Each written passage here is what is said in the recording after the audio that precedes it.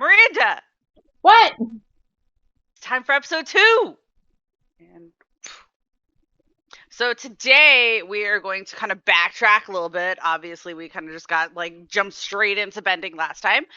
So today we're going to kind of talk about how we got into Avatar: The Last Airbender and kind of like our favorite characters. Just kind of like starting with the roots, right? Gotcha. That's a fun one. Sounds like fun. Let's start. I guess we're gonna start with how or why did you get into Avatar: The Last Airbender? I'm gonna go second because I'm about to out myself here, and it's not gonna be pretty. I obviously it was so long ago for the last year. I mean, obviously we're gonna start with Last Airbender because we all know where we showed up with Korra. Um, but like, God, it was so long ago. I don't remember. I just remember like week by week waiting for each episode, and I distinctly remember the day that I saw the series finale of Avatar: The Last Airbender. And like I was freaking out. I was like, "Yeah, they're together! Woo!" It's You it's know, it's a like shame that we weren't friends when Avatar: The Last Airbender was coming out because we were both in high exactly. school. Yeah, we were still in Um, high school then. But yeah, I I just had I had a watch party for the last like 4 episodes because remember they like aired them as like 2 movies basically oh yeah. on Nickelodeon. I literally had a watch party with a couple of my friends. Like original watch party. That would have been really fun to do together.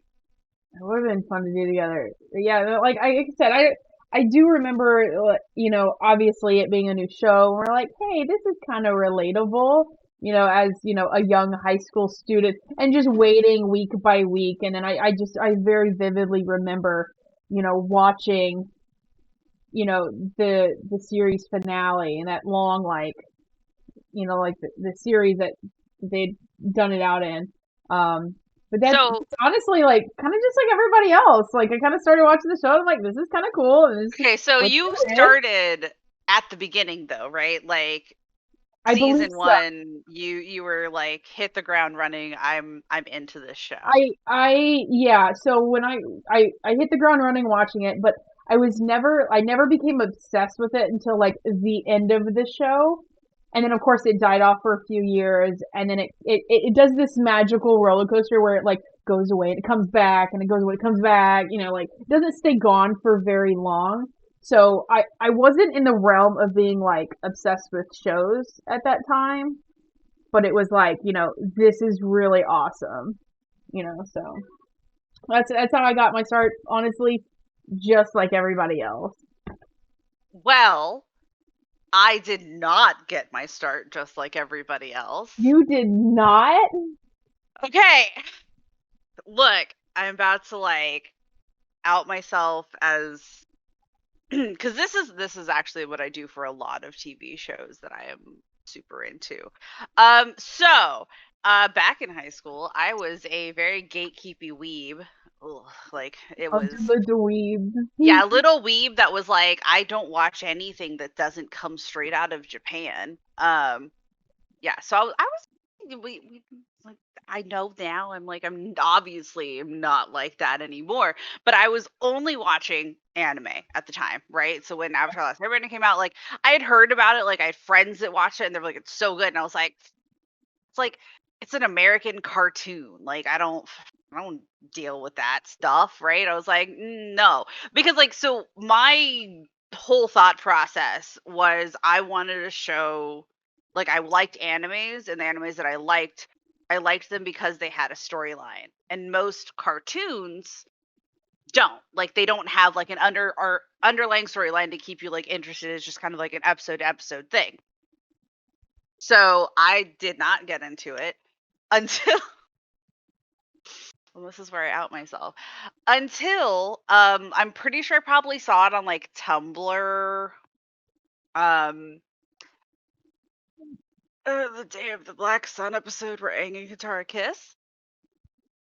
Ah, I saw that on Tumblr and I was like, this show's actually might be worth it. Let me it, just it kind of watch. it kind of tickled the feels a little bit. Yeah, I was like, oh, like this has like more than, it's not just like a cartoon to me, right? Like I was like, this is more than like just like episode to episode. I was like, this obviously has like an underlying storyline. But like also like young Cassidy was just like, it has romance. Let's watch it. Um, so Hormone then I raging teenager, I need the feel. yeah, basically. And so then I proceeded to download all of the episodes and put them on my Zune. Wait, hold on. You put them on your what? My Zune, which, if you don't know, was basically the Oh my god. Microsoft version of an iPod. I remember what a Zune is, but thank you for explaining to the children out there. Yeah, I know. I'm aging Oh, real bad right I had there. a Creative Zen Micro. It didn't do videos, but it was an MP3 player. But Yeah, continue. so I'm like, I'm watching it on like smaller screen than your phone. Like it's basically like, think about like an old school iPod, not an iPod Touch, but like an old school iPod that had like the tiny screen and then like the buttons, like the circular buttons. Oh yeah. So I watched basically by the when I finally got into it, right? Like when I finally like the like switch clicked, um, it was like halfway through season 3 when they had taken that like large break.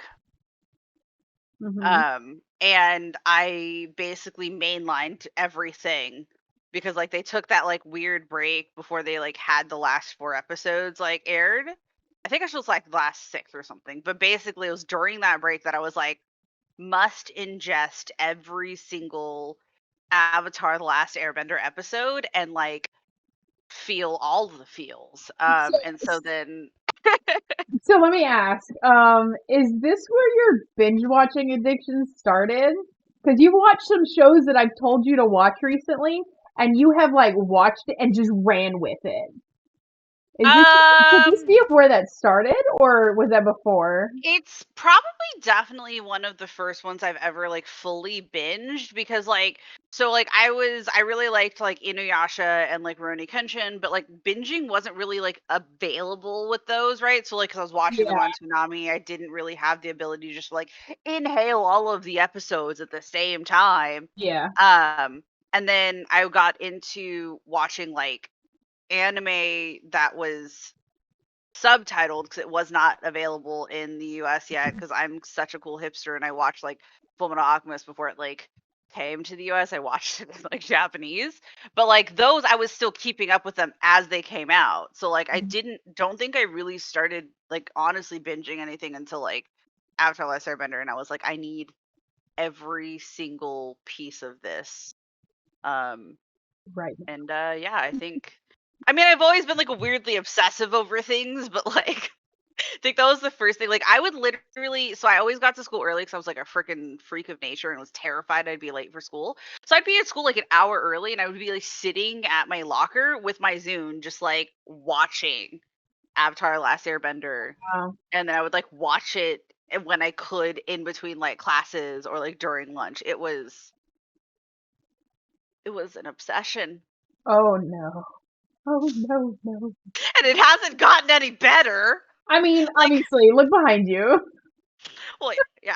But like also the instant it got put on Netflix, I immediately like Yo, binged it.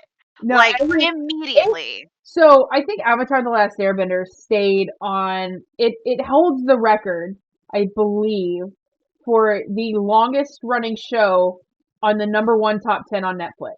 It stayed on there for like over 53 days. I think it's the longest running at number one. Is Avatar: The Last Airbender. Because all of us that love it so much. Like I literally like there are times that I've had conversations with people about Avatar Last Airbender that I never thought I'd have like a conversation about Avatar Last Airbender with. Like it was just Yeah. like there's just people that exist that love it that like don't necessarily fit into that niche of like, oh, I like really like anime, so I really like Avatar Last Airbender. Like I've had like theoretical conversations with almost like there's I can usually find like 1 or 2 people that I work with that will have these conversations with me because it's such a good show that like expands so many like I think age groups Yeah. and like the just kind of like everyone just likes it. It's one of those like special shows that no matter what your age, like it hits the right spot no matter what, no matter what you age. So it's something that everybody uh can watch and get into.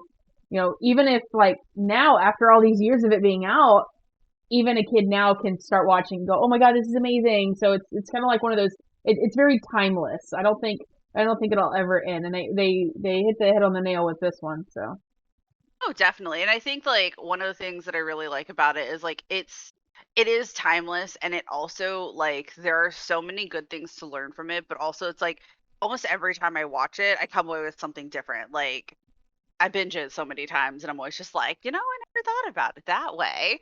mhm. Like Like our theoretical conversations about bending. Like we were just like we've loved Avatar since high school and we now are having these theoretical yeah, conversations. and it's like as you get older, the more interesting the show becomes because you can now start asking these questions because you now know more. You're just more intelligent, and you're trying to trying to still make fun of what was fun when you were a kid. So you're still trying to make it relevant, like you said. And again, just if I had a word for it, it'd be timeless.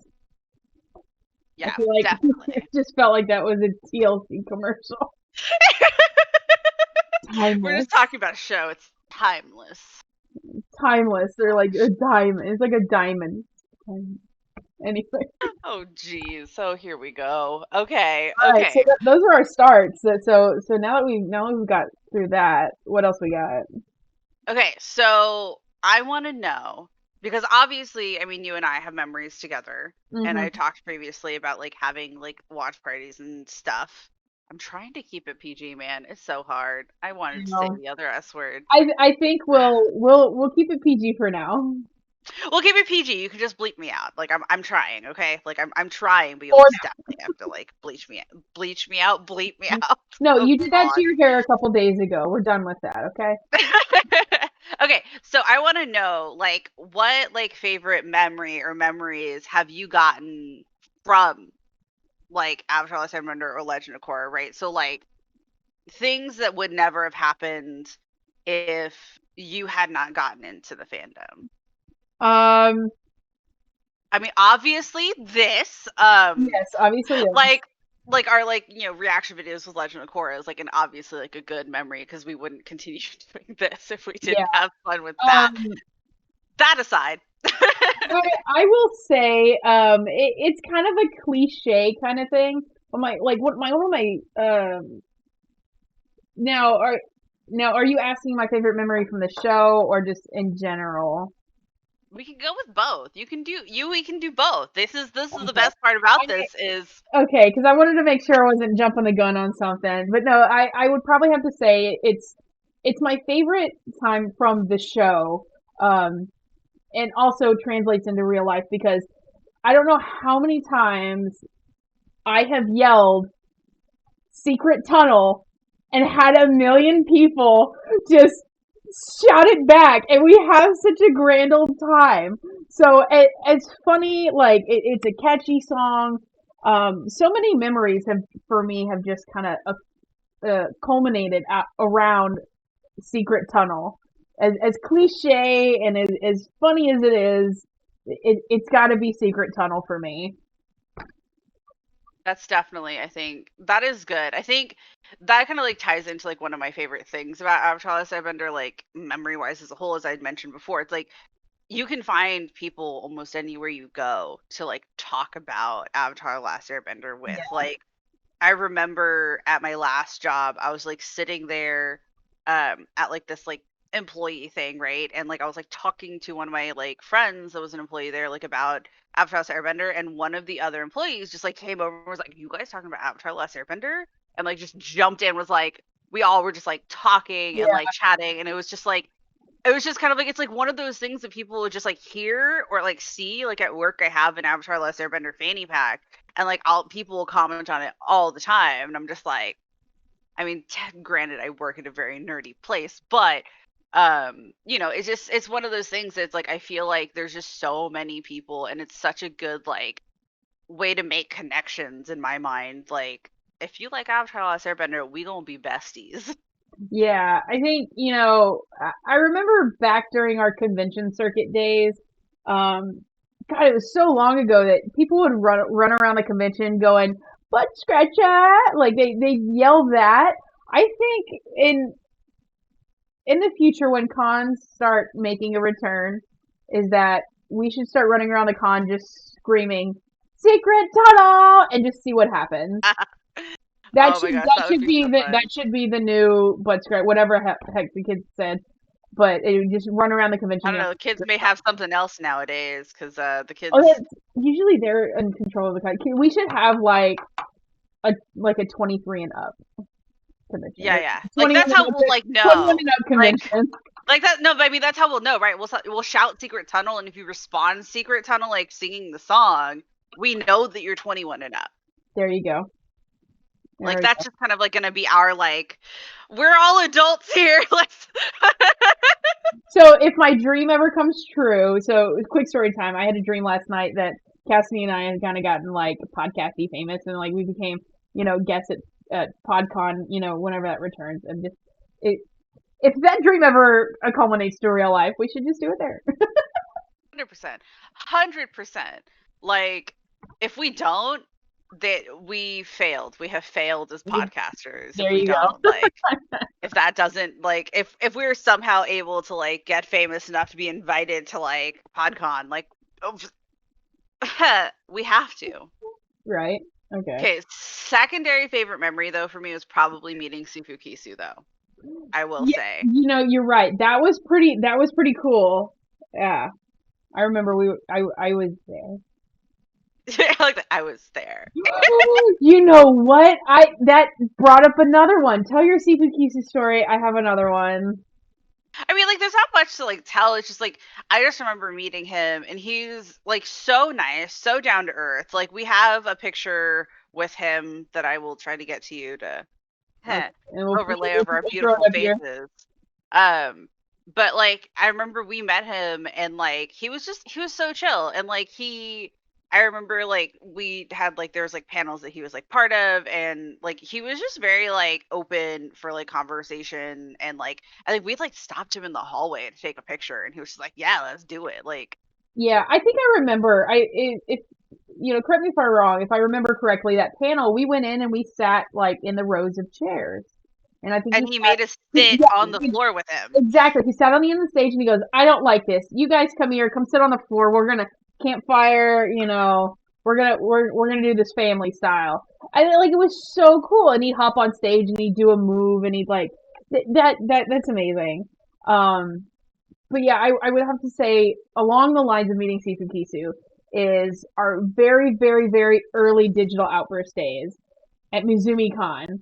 We were in the green room because we were there as guests, and I distinctly remember the con chairman uh, having like a special meet and greet with us because our panels kept conflicting times. Is the voice actors for Sokka and Toph. We got to meet them. It was pretty cool. Jack DeSena and what's her face that does Toph. Oh my god, I'm so sorry. I'm a horrible person. I'm so excited I forgot the name. Anyways, but we got to meet them and they were so cool. They were so awesome. I have the pictures around here somewhere. We got autographs. You know, I think. I mean, she said the Twinkle Toes line, and it was like we were early like convention guest people, so we were still like super nerdy, getting out of our con goer phase and into like, oh, we're professionals now That was kind of thing. pre me I was being part of pre. Digital Outburst That because was I was, pre. Okay, yeah, I was not there for that that was our sad very, phase. it was our very first Mizumi Con. Back in San Antonio. Sadly, the convention is not around anymore. But yeah, getting to meet the two voice actors was quite memorable. I do remember that. So along the lines of your CPQ too. Meeting them is always like really fun. Like we'll get into it when we talk more of like convention times, but like it's always so nice when you meet someone that you like. I mean, I wouldn't say like we idolize Sifu Kisu, but it's just like he played such a big role in like Avatar: The Last Airbender with like all of the bending styles, which is Hmm. such a like, as we obviously talked about in full length last episode, Yeah. like it is so like his like role in it was so important because like I cannot imagine what like Avatar would be without having him there to like guide the bending styles and be there as like the resource of like how to like create new moves, things like that, to make Yeah. sure that everything like flowed properly. I think it's just the respect for the guy.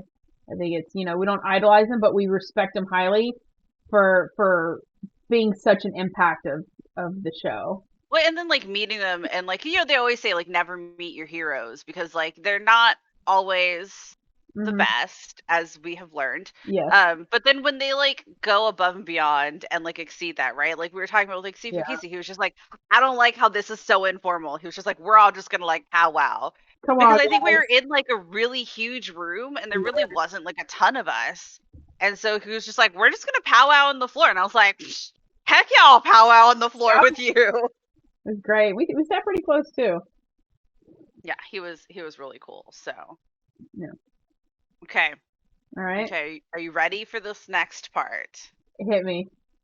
Okay, so we're gonna talk about our favorite characters Ooh. in both Avatar: Last Airbender and Legend of Korra, but we Okay. are also we're separating this out, right? Because all of us obviously have probably a favorite main character because like we spend so much time with them. Uh-huh. We're also gonna so we're gonna have our favorite main character and then we're gonna have our favorite like side character, right? So like someone who's not like your what you would consider a main character, right? Could be a tiny role, could be a big role. We're going to we're gonna talk about this. Gotcha. I gotcha. Okay, so we'll start with Avatar: The Last Airbender, main character. Go. My main character for Avatar: The Last Airbender, is obviously for me. It's got to be Toph, because literally me, like everything apart from the black hair and being blind, like that's me. Like I Well, love we could being. change that. I mean, I'm wearing glasses, so I'm like kind of getting there. I mean, like we could make you blind. I mean, you could. I don't want to. That would defeat the Okay, purpose, okay. like, of me living. And we've Fair. already discovered in past conventions that Miranda does not look very good with black hair. Doesn't. It just makes you. Well, I feel like you could do black hair now because you have a tan, Yeah, I a guess so. slight I was tan. super pale back then. You look like a Anyway, ghost with black hair. oh my god. Uh, but anyway, but like literally, like mannerisms, the way she treats her friends, like everything. Like I'm one of those girls that like let's get down and dirty. Like let's go dig some holes. Let's go like do some woodworking or whatever. Just like the dirtier the better. It shows that you've actually done something. Like I'm constantly when I interact with my friends and I'm like, hey, stupid face, what's going on? Like I call them like if I'm not mildly insulting you, like you're not truly my friend. I Being mildly insulted by Miranda, then there means there's probably something wrong if she's there's actively being nice to you. yeah. So if I'm not mildly insulting you, then I don't like you. I don't know. I'm forced to be nice with you. But yeah, she's just such a badass. I mean, because everybody takes the quizzes or gets with your sign or whatever, and everything for me points to Earthbender, and I've just taken it and I've rolled with it. So for me, like it's got to be top. I mean, it makes sense. It makes 100% sense. Like knowing you for as long as I've known you, and even like when we were like first like getting to know each other, I'd 100% never would have doubted. Like you're so tough. It me. Okay, okay. So Green for is also me, my birthstone color, so ooh, yeah. yeah. See, so it's perfect. It's Emerald. like you're meant to be. Even though everything I own is blue and black. Anyway, And the you can just pull the Water Nation stuff. Why not? I mean that, but Nightwing. That's for a different subject. But anyway, So yeah, that's fair. what about you? Okay, okay, What about you? okay. So here's my question: would you consider Azula a main character? I would consider her a main character because honestly, like you can't tell this Can't story really without have it. her. Yeah.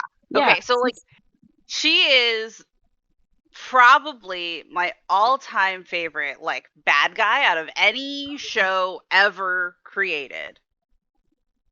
Um and which I think just in general makes for my favorite character, just because I guess. So for me, I'm not saying this because I relate to Azula, because I'm not. I'm a little crazy. I'm not batshit crazy. Okay, I'm not a psychopath. I mean, it's probably pretty obvious that like Azula is one of my favorites. But like I think so one of the reasons why I think I really really really like Azula is like the way that they created her character as a whole was not like they didn't make her for people to be sympathetic with, right? So a lot of times like bad guys they have like a really tragic backstory so that like you feel bad for them and like make you want to like them, right? You know, like they make them likable. Azula's not likable. Like everything that she does is such sociopath and psychopath like behavior that like they did it so well because like even with like all of like the like flashbacks that they had when like Azula was like a child and still a freaking terror. Like it wasn't obviously like it was definitely not the like nature versus nurture because like Zuko grew up to be so different than Azula. Like he tried his hardest to be bad. He tried. He's just And a then he little cut his soft hair and grew muffin. it out. Yeah. But like Azula was like kind of just set from the beginning was gonna be like a bad person. And she just kind of like I think her like arc into like going crazy because she like did not get like what she thought that she deserved.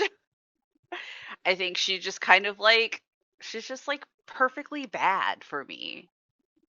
It's a really weird way to describe it, but She's misunderstood. she's definitely not misunderstood. That's the thing though, right? Like because she so I guess like in my mind, right, like they wrote her as like a perfect psychopath. Like she was born without any empathy. Like yes, she had her two best friends, but like they really were only her friends because they were terrified of her and did not want like retribution until they realized they were like I'd rather die than like do what you want me to Yeah, do, you know? And so like she never really had like any connections. She just had pawns. She had people that she could use. And that's how she was like written and that's how she grew. And then when she like realized that people like realized that and then she like couldn't get what she wanted, she was just kind of like, what the fuck? And just like freaked out. Like well, am I wrong though? Like, am I wrong? no, you're gonna sit there and tell me I'm wrong? Like, grow up, bro. Grow up. Oh Stop. my god. The Yeah, I Wicked Witch mean, of the East. The Wicked Witch of the Fire Nation. yeah. So I think like she just ranks up there as like one of my favorite characters for that reason, just because like they never tried to make her redeemable. She was like evil There was all the way to the end. yeah, like There's no like, oh, like she can get better. Like, and that's one of the things I hate about like most shows with evil people. Like, it's redeemable. They can become a better person. And I'm like, no, you have like a they good did point there. horrible things. Like you have a good point there. They let it run, and she was bad, this and that. You know, I've watched many shows where I've watched the DreamWorks Troll Hunter show, and it was really good, and then it got up to like the last three episodes, and it's a great show. It's a fantastic show, but the last three episodes just seemed like a cop out. And then like it goes on to like other series. There's a movie that comes out at the end of this month, and I'm so excited. But anyway, and then like something else happens, and I'm like, oh, well, okay, well now where are we going with this? You know, so but no, you're right. I enjoy that they didn't have any kind of redeemable qualities for her. They left all of that for Zuko, and we're like, no, she's the bad guy. That's it. That's all that's happening. So And I think, that's a very good point to put out there. well, and like I liked, I guess like one of the like sides of that too is like when you learn that like technically with the way Zuko like learns that he had the ability to be good in him because of like who his ancestors were. But like she technically has the same thing and it like is kind of like provable that like it's like he was just always meant to be the little muffin. Like let's be honest. Like Little muffin. Zuko has a heart. Like could never Zuko could never use someone just to use them. And you know like what? Azula does. Yeah, and you know what Zuko has? He has. Oh, Honor. how did we sync that up? How did we sync that up? We can't get our title right. Come on.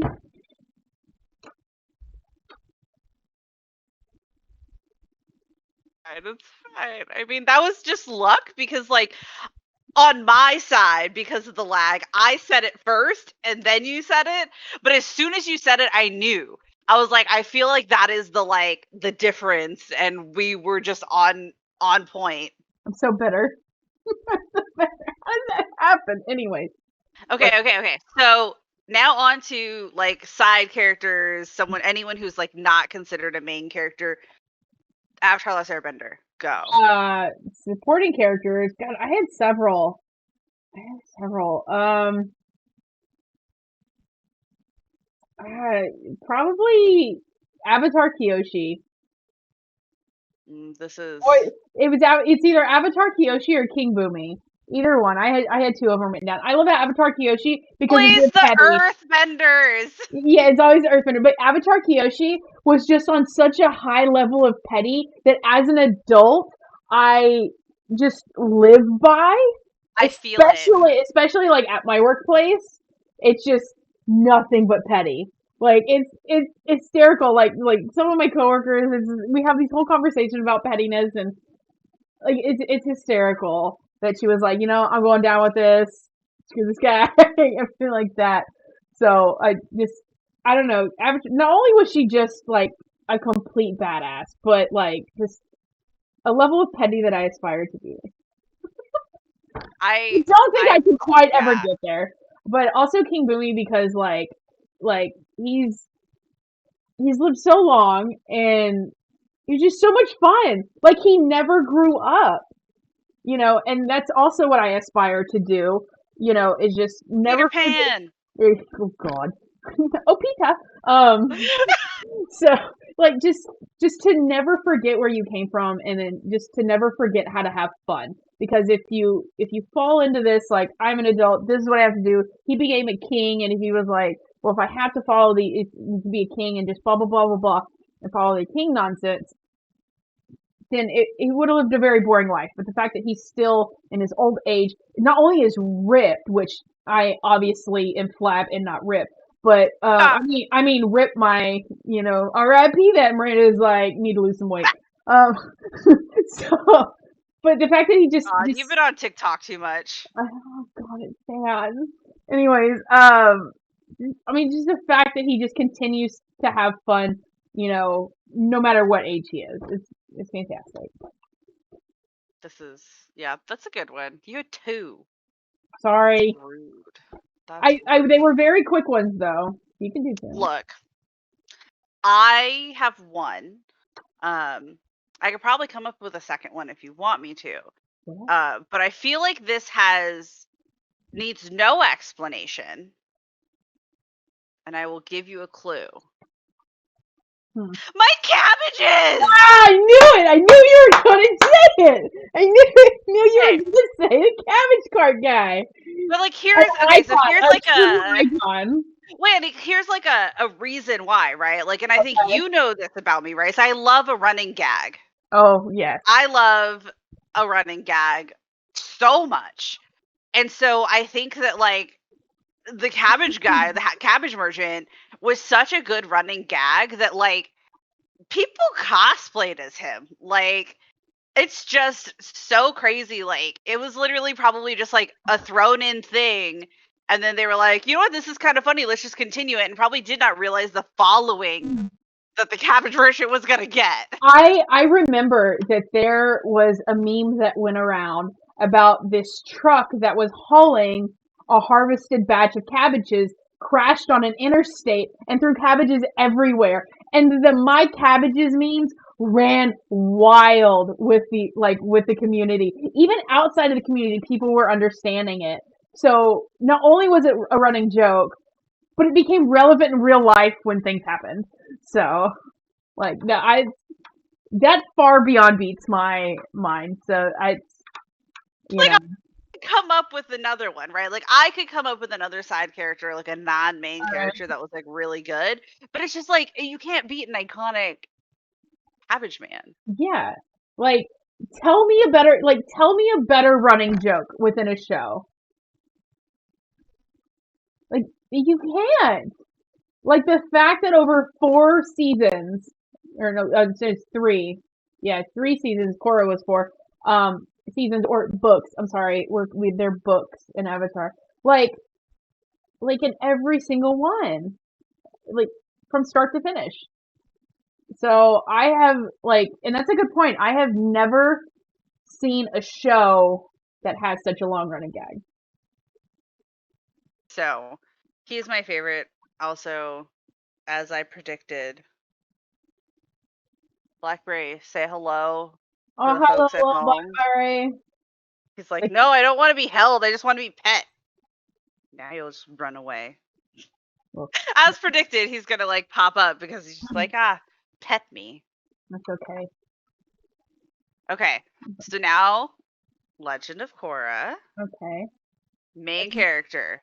Main character. I'm gonna probably go with Asami on this one.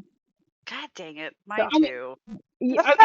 I wrote down 2 for each one of these things. Um, Overachiever. sorry, I thought you said 2. My bad. So I mean, like, first of all, Lynn, obviously, homegirl, but I think Asami, for me, personally, for me, is that, I'm a creator myself, um, you know, digitally and, physically. I've got a whole Etsy store and all that kind of stuff. I love building things. I love doing things. Hopefully, whenever I get called back to my craft of doing my actual job with the company that I work for, um, she's just so innovative. Like, for me, it's being innovative and creative and just coming up with new things, and she can hold her own even though she's not a bender. Like, whether it be, intellectual holding her own or physically holding her own. She's just, for me, an all around badass. So, like, the nice non-bending version of Toph. yeah, and I think so for me, like, obviously hit all the same points, right? But I think that one of the things that I really loved about Asami, and like, obviously I didn't like her in the beginning because I was like a huge like We both Korra did. Mako shipper. Like, we know That's this, a okay? disaster. Like, obviously it exists, so I'm not denying that. I honestly think I was probably more or less like didn't like her because I was like, she's too pretty, she's too good, she's too perfect, right? Like, Mako. because like, well, because like I think Asami to me is like a serious version of like Sokka, right? So like we have the non-bender who is able to do and keep up with all of the benders, right? Because like that was always like Sokka's thing, right? So he like until he got his like sword, he was always like, like I'm just kind of like the non-bender. Like, what am I gonna like add to the team? And then he went through all of that training and like made his fucking sword, his F in the sword, made his sword out of like the space rock. Like it's like she is that version, but she is like they gave us the like obviously like, he was a comedic relief, but like he also still had his like storyline to grow. But Yeah, they gave us that again, right? They gave us that like non-benders can still make their way in the world. Non-benders are still able to be right up there with the benders because like especially in a world like Korra, right? So like yeah, in Korra's world, like you have so many benders doing so many jobs, right? And that's like one of the things they talk about. It's like, the benders are taking a majority of the jobs because they make it easier. Like they can like firefighters can just be water benders, like you don't have to create like a machine like we have like fire trucks, like they're easier. It's a lot less work, but like Asami doesn't see it like that, right? She's like, I'm still going to be able to do these things and keep up with these vendors and be able to hold my own because she's a badass. yeah. So she's like the opposite to Amon, basically, where Amon was like, I want everybody to be non-benders. So Sami's like, no, we can coexist. Like, let's do this together. She's like, you just gotta like, find out what you're good at. Yeah. and just excel at that. And that made a good point too, that I never like truly realized that in both Airbender and Korra, that both groups have a non-bender. And I don't think the show could work without having a non-bender in the group. It Oh like no, it that definitely one couldn't. non-bender in each group kind of equalizes everything out. Equalizes. Sorry. I didn't do that on purpose. I said it and I was like, oh wait. Yeah, I mean, and like, I think that like being able to see like with like that first like season of Korra, like the two different sides of it, right? Like, it's not that it was like super like publicized as like obviously like like Asami's like the other side of the coin for like Amon, because like they were all just like Amon's crazy, he's just trying to take Benting away, like.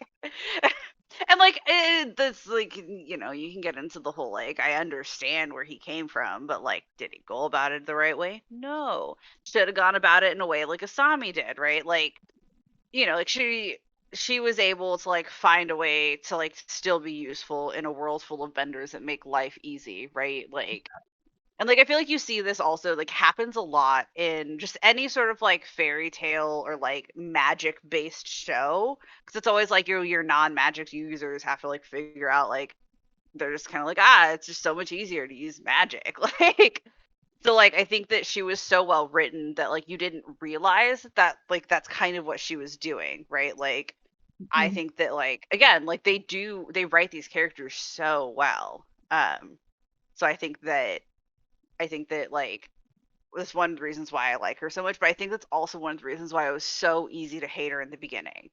Yeah. Because like Like you're too likable right especially now. well, it's like, and especially at that age for me, right? Like, I was like 20. It was like, yeah, I'm gonna hate the person that's perfect. Like, of course. Like who's this girl think she is? Like I need you to have flaws, but like, I mean, and you learn those along the way, right? But it's just like you hate the perfect people. Yeah, and then we get all the way to the end of book 4, and we've grown up a bit, and the treated everybody equally, and they're like, oh, they're together. Poor Mako. Look, okay, look. I know we're saving this topic for another episode, but I had to throw it in. I will say this now, and I will probably get murdered for it. Mako kind of deserved it. Mako was kind of a little bitch. I'm just saying it now. I understand that it is not common like I, thought I think I process. think I think they did actually play good with that one because they were like, oh, he seems like the perfect guy. We're not going to turn the for a little bit we're going to go back and forth with this, but in the end, you know, he's just going to be doing his own thing. We're not going to end this how like everybody would expect it to end. We're going to throw a little twist in there and then throw it in pieces. Yeah. Yeah. So I mean, like, look. We can get into it, I think, in a later episode about it, but like I definitely think that Mako is definitely created as a character for people to immediately love, but then decide a little later that my cat then decide like a little later realize like his actual flaws, right? Because like he's not the best of humans, he's not a great guy. Like, he's kind of an asshole, like, but like in the beginning, like literally everyone and their mom was in love with Mako because that's just how he was portrayed, right? He was a character that was made to be loved by everybody until they like realized that he's human and he's not perfect. Yeah. So, It's okay. a thing. Okay. All right. Because we are running low on time. Okay, wait, you got We one got more. Side yeah, we characters. got one more. Okay. Side characters. Side characters for Korra. I think I know who you're going to say. So I'm gonna go with my second choice, and I'm gonna say Julie. I'm going with Julie. Like, just the thing, man. She already like Do the thing. she just knows the thing, and she does it. she's like very obedient, but like will call somebody out on their BS, like she did, and then just doesn't. I mean, doesn't take any of your crap.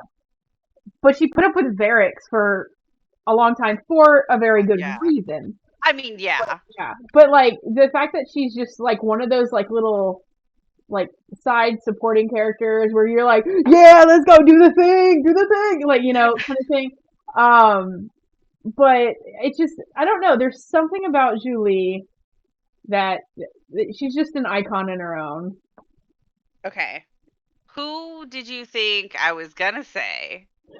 I have a feeling that you were gonna say General Iroh. Okay, but like we're not even gonna go down that road. I went with not General Iroh, Okay, all right. I figured you were but gonna like do not gonna out myself multiple times in the same freaking episode. it. Okay. Um, so my favorite side character are Okay. the kids. So like Ah, yes. I think that like so oh Jesus, my brain is just like not functioning. It is. It is like Milo, it is. right? It's It's like late for Milo, us. Milo, Janorra, Iki, and Rohan. Yeah, yeah. Well, I Rohan. mean Rohan like that didn't really do He much, was but like I mean like baby. yeah, He yeah, yeah. never grew up, really. Right? Like I feel like they added so much like fun to the show. Like They again, did. like not that they were like a running gag or anything, but like we definitely had a running gag of be the leaf. There was. So I think again it's one of those like neutralizers to everything is that you have so many like young adults and adults within this show and there's so many serious things going on. They were that one little layer of just like fun and then um like that childlike wonder that kind of equalized everything out. And I want to say Bolin was that gateway to both, you know, but but you're right. The kids were great. So Be the Leaf, like again, one of my, just they're great. I just love the kids. Yeah, yeah. Like I think and like again, like one of I think my favorite reasonings why with them is they were that like comic relief, but they also like still added stuff to the show, which is I think one of the best parts that uh like the show does is like especially characters that are going to show up like and be part of the storyline because like I'm not talking like obviously like the cabbage merchant didn't really add to the show, it's just like a fun running gag, but Hmm. like they were really great, like really fun, like you knew when you saw them it was going to be a good time, Yeah. but you also knew that like they were still there to help, right? Like they were still there to help like Korra with like her airbending and kind of like a fun way to go about it. Hmm. And they each had like adding on to your point, they each had their own personalities that equalized everything out as well. So you had Janora, which is the serious one. Like she was like, okay, we're gonna keep on with the Earth with the Airbender stuff, and then you had Iki, like the one that just asks a lot of questions. So like the outgoing, ask a lot of questions. And then you had Milo, like the fun outgoing kid. Iki was kind of Like like the the fart middle two. bending. Yeah, like fart bending. Be the leaf, and then like hitting on girls when he grew up and got hair, baby boy. Yeah. So yeah, so I feel like I always like my characters, like my favorite characters tend to like vary based on like what they like add, like provide, like wise. But yeah, I we're just not gonna talk about General Iroh.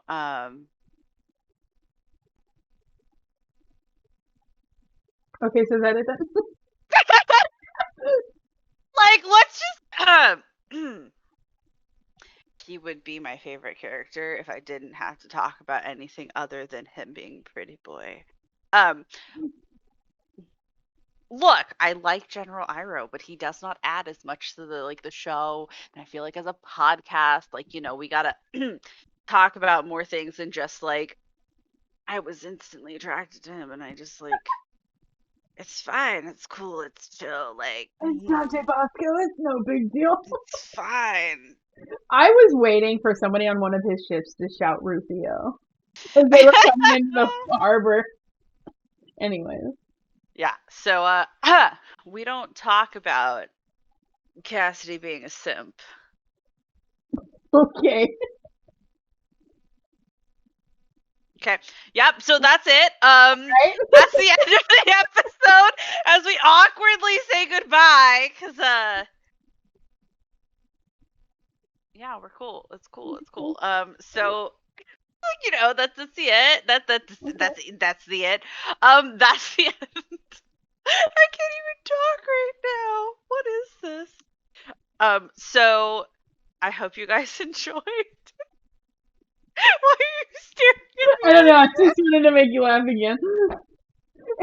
okay. Cassie can't keep a straight face when I stare at her. I can't. I can't keep a straight face when like I'm expected to do something that's like semi pre-planned. Like it just no. It's no. It's Okay. I lock eyes and it's just over. Okay, so Okay.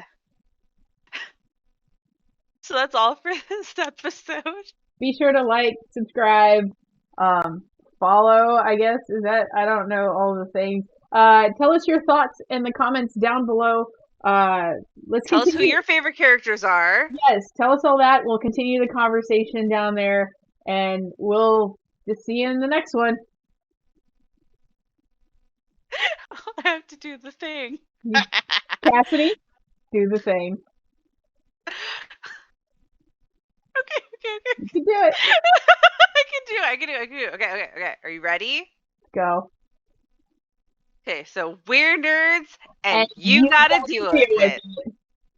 God, there's such a lag on my end. It sucks.